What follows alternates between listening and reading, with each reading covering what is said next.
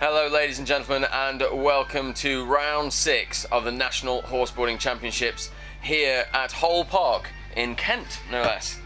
So we've got a few teams here today. We're going to go through a few of these. The novice class, for what is actually in the novice category this weekend, is very, very sparse really. We've got Chase Me Charlie, a junior team, which we've seen before. And have done really well this season. Brilliant to have them here for round 6. Yeah. And then a team, I have to admit, I've never seen this team. Is this their first competition? It's 50 Shades of Bay. 50 Shades of Bay. And they are going to be, it's actually Kirsten, who was riding with Grease Lightning back in Burley. Yep. And I believe Sandy Oakman.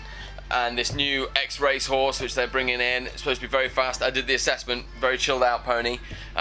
So, you know, I would say that 50 Shades of Grey have probably, 50 Shades of Bay, sorry, have probably got that class here today.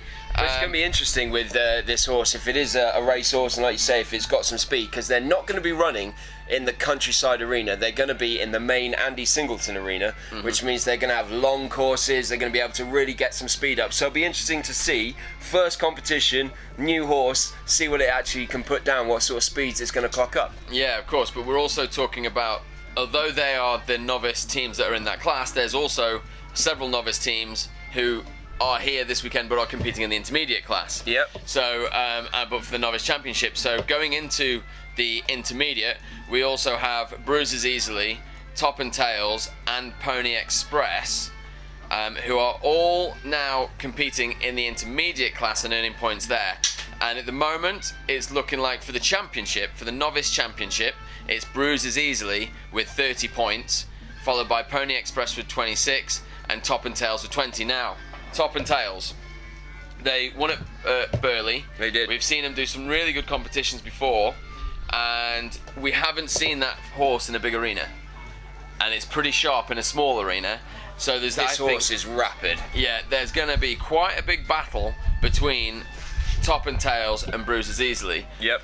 But both teams need to be aware that this ground is uneven, and it isn't the easiest, it's the most challenging track for the horses and for the horse riders out there. Obviously it's always challenging for the board riders, but in terms of keeping the horse balanced, if we have a bit of rain, which we have not seen any yet, as I look at a dark cloud behind the camera. That's pretty ominous.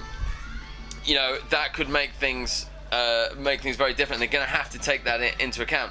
Not to rule out Pony Express, because although it's a little pony, we've not really seen him on the big arenas. He did well in Norwich, of course that wasn't the biggest arena, but he was racing against the big horses.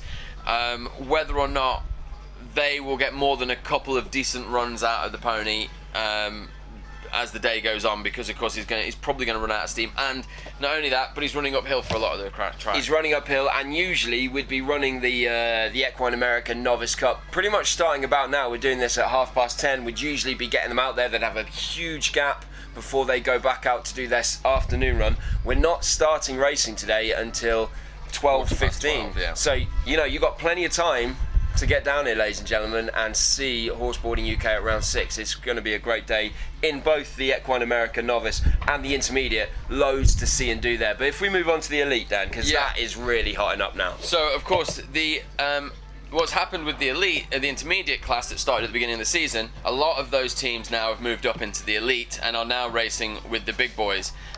So these teams, I'll just try and find it, here we go. So within the Intermediate Championship, we've got the big fight is going on between Sudden Impact and Limited Edition. Only a 2-point lead Sudden Impact have, only 2 points over Limited Edition.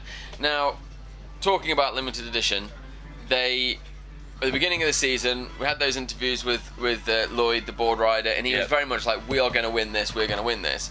Now, he's not had the best of seasons, but despite having not the best of seasons, potentially because of the inconsistency of the other teams, but he's still managing to be 2 points away from the front.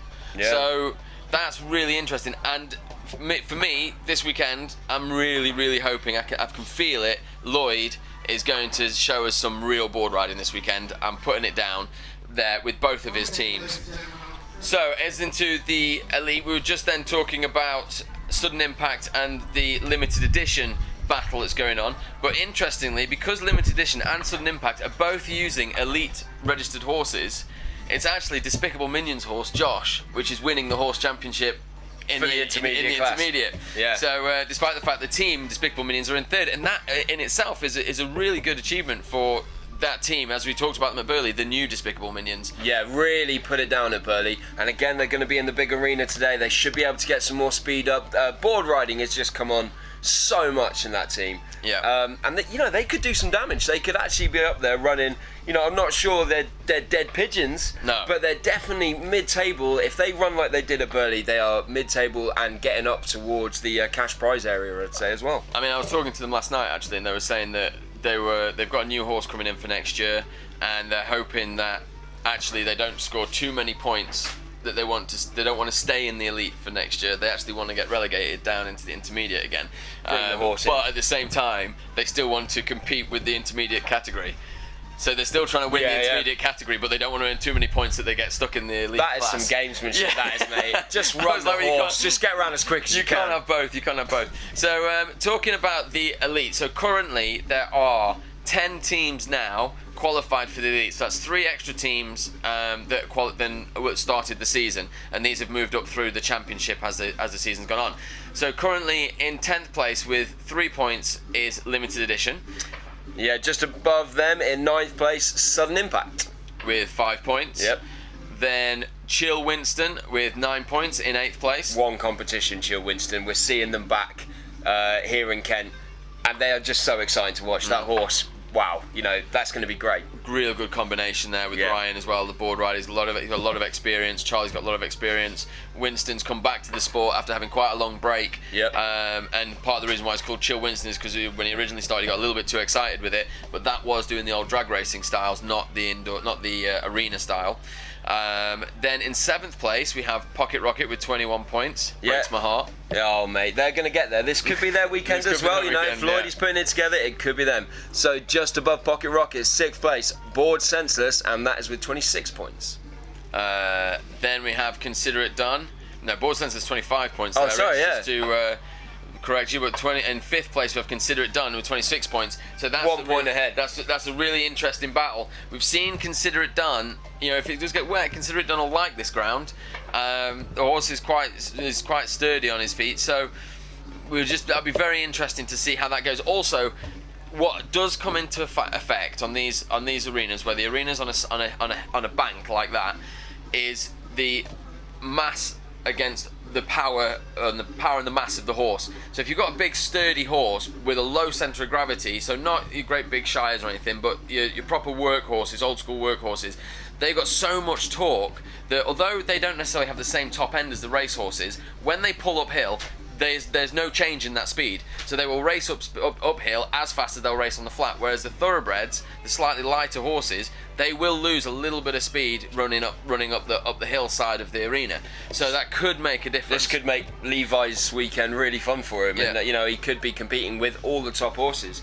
And just above Consider It Done, it's Mad Atters in 4th place. Now they are sitting on 30 points, but they're not here this weekend. No, Mad Actors have retired. So Yeah, we could see a big change in the standings in the tables by the end of this weekend. Yeah, well, that's it. I mean, you're looking that Mad Actors are going to now drop down the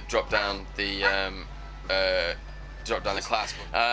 So as we go into the 3rd place, which is Drag Act, and again, this is where it starts getting exciting. They are on 38 points in 3rd place. Yeah, I just got to say something about Drag Act. They put it together in round 3, didn't they? And they won round 3. And since then, they kind of come off the boil a little bit. But sooner or later, they're going to go out there, and it's all going to fall into place. Because we keep seeing it from Drag Act. They have a terrible morning run, barely able to put a run together, and then in the afternoon they just about scrape enough to push themselves back into the top 4.